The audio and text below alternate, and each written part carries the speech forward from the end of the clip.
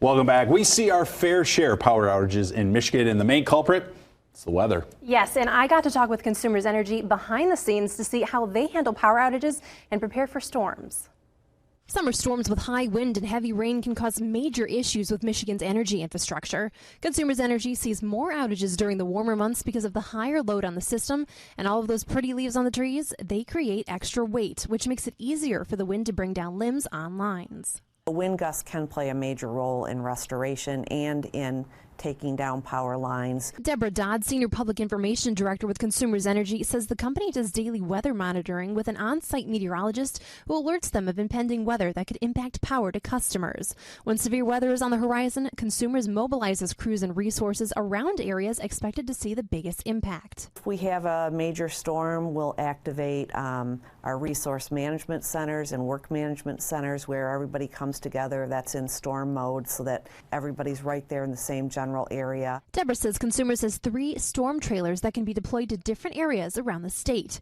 These trailers are fully stocked with wires, cables, insulators, and other necessary materials, giving field crews quick and easy access to supplies when handling large outages. Rural areas can create their own challenges that don't exist in the suburbs.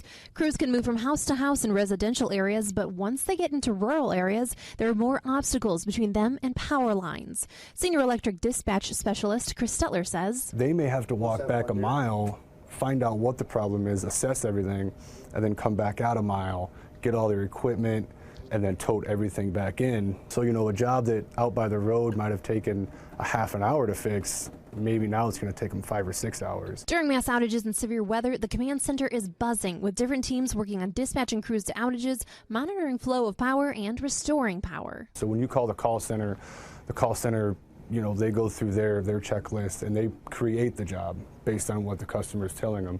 And then that job comes to us. And then we can go in and look directly at their residents on the map. So we can see what's feeding it and all of that information. There's also a separate system for the crews out in the field. Using GPS, Consumers Energy can send their teams right to the nearest outage. The location of those crews are also tracked by their field trucks, so they always know exactly where everyone is. It can be frustrating when the power goes out, but Consumers Energy wants to remind its 1.7 million electric customers and 1.8 million gas customers that we can count on them to get the power back on.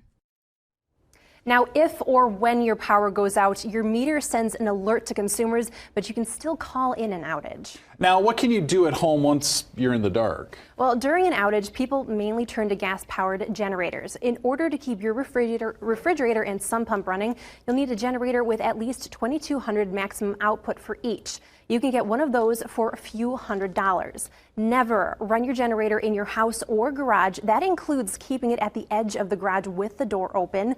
Gas generators must be at least 10 feet away from your house and any window that could open. This prevents the risk of carbon monoxide poisoning. Also, it's important with this one that you don't use too thin of an extension cord to run a big appliance, kind of like a refrigerator. You're going to want a good size round cord if you're going to run something heavy duty like a refrigerator, or if you're going to want to spread that love off in 3 different directions by using like a triple gang plug on the end of it.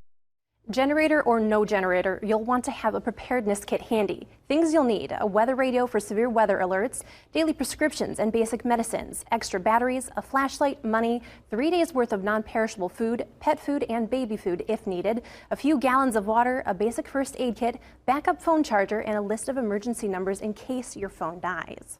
Now, it may also be helpful to fill a cooler with ice when it's warm for keeping food cold. Oh, so some good things to remember. Thanks, Elise.